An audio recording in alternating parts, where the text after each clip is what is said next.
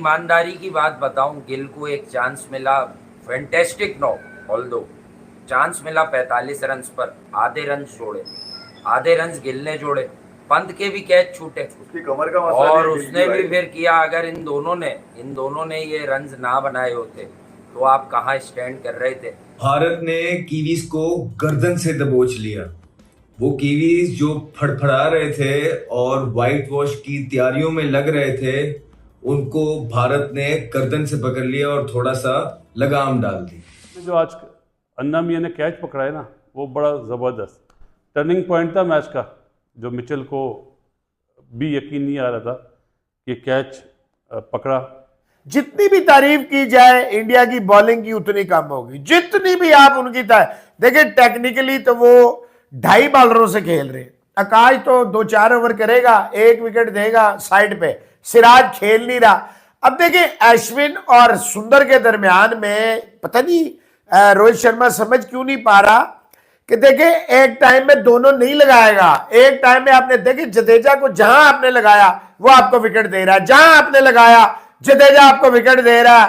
कल का दिन जो है, पहला 2 घंटे जो है, पहले 2 घंटे इंडिया ने, जारी बात है 5 मिनट 10 मिनट 1 ओवर 2 ओवर के बाद बैटिंग आई, आसानी से चेज ये कर सकता है। लेकिन जैसे ही मुझे लगता है कि 140 150 प्लस अगर स्कोर हो जाना ना, तो फिर इंडिया को यहां पे ना थोड़ी सी मेहनत करनी पड़ेगी। ये देखने में आपको सिर्फ 143 रन लग रहे हैं, लेकिन ये है नहीं है। मैं ना पिछले 3-4 साल से ये मान के चल रहा हूं कि रविंद्र जडेजा जब राउंड द विकेट बॉल करते हैं ना, और कंडीशंस उनको उनके मुताबिक मिल जाएं, तो वो दुनिया के खतरनाक बॉलर्स में से एक हो जाते हैं। और आज मुझे दोबारा रियलाइज हुआ कि मैं जड्डू के बारे में ना ये बिल्कुल ठीक सोचता हूं। यार क्या उसने आज बॉलिंग की है, मतलब उसकी एक एक बॉल बैठ के देखने को दिल कर रहा था, फोन साइड पे रख के, क्योंकि फिर सिर्फ सरफराज खान और वॉशिंगटन सुंदर रह जाते और उस कंडीशंस में आके इतना आसान होने वाला नहीं था। तो जितनी तारीफ की जाए गिल की वो कम है, बिकॉज बहुत प्रेशर सिचुएशन थी। कल कंडीशंस हमने देखी थी कि बहुत ज्यादा मुश्किल हो रही थी।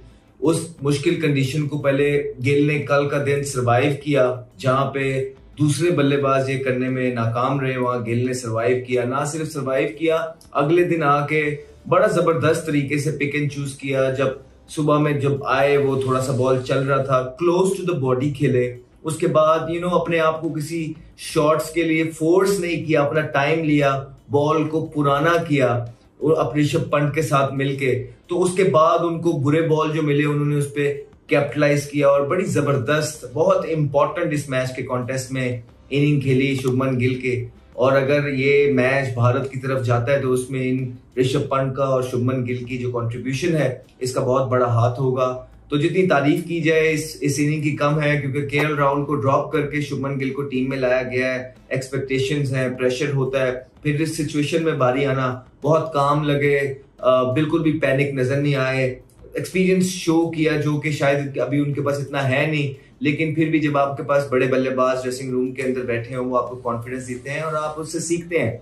नजर आया that he was hungry for runs और वो परफॉर्मेंस करना चाहते थे। जिस तरह की बैटिंग उन्होंने की है, हमें उसमें देखने को मिला कि बहुत नपी तुली बैटिंग उन्होंने की है। फिर से ये काबिले दीद है और बड़ा बेहतरीन लगा। 143 रन पर आ गया है न्यूजीलैंड, 1 विकेट रह गई है।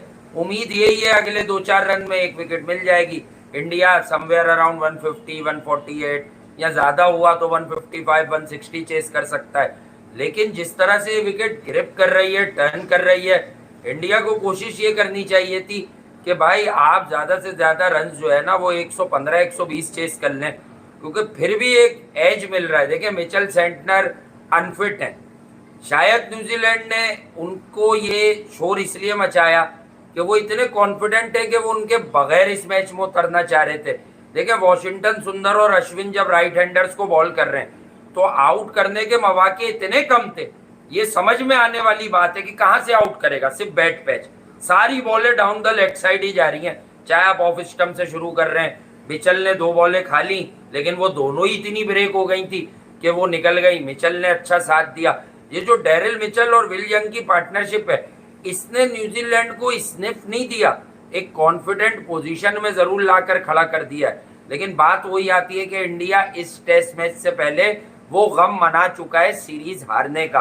अब इस टेस्ट मैच में बका की जंग नहीं है, इस टेस्ट मैच को जीतकर आप WTC फाइनल की कंटेंशन में वापस आएंगे कि फिर आपको ऑस्ट्रेलिया में 3-2 करना है, 3-2 करना है। नहीं यार, देखिए दोनों तरफ से क्या मिस्टेक हुई, फजूल में दो फास्ट बॉलर खिलाए, फजूल में। हमने मैच से पहले ही कहा था कि एक फास्ट बॉलर से जाना चाहिए, फायदा ही नहीं हुआ ना, बैट्समैन खिला लेते, कुछ तो सहारा मिलता, 10-15 रन तो ऐड करता बैट्समैन, चाहे कोई भी खेलता, इंडिया की तरफ से भी और न्यूजीलैंड की तरफ से भी बैट्समैन डालना चाहिए था। लेकिन चैपमैन ने और जो हेनरी ने कैच छोड़े, उसकी वजह से इंडिया को लीड मिली है। तो दोनों टेस्ट मैच में लीड नहीं मिली, इस दफ़ा लीड मिली है। और अभी 141 का टारगेट, अभी तो मतलब 141 है लीड न्यूजीलैंड की, और 1 विकेट बाकी है। क्या कल 150 से ऊपर जाते हैं रन्स, लेट्स सी। लेकिन चौथी बारी इतनी आसान नहीं होगी। अब ये डिपेंड करता है कि पूरे दोनों टेस्ट मैच में गौतम ने क्या करा, लेफ्ट राइट कम्बिनेशन ना, अब करें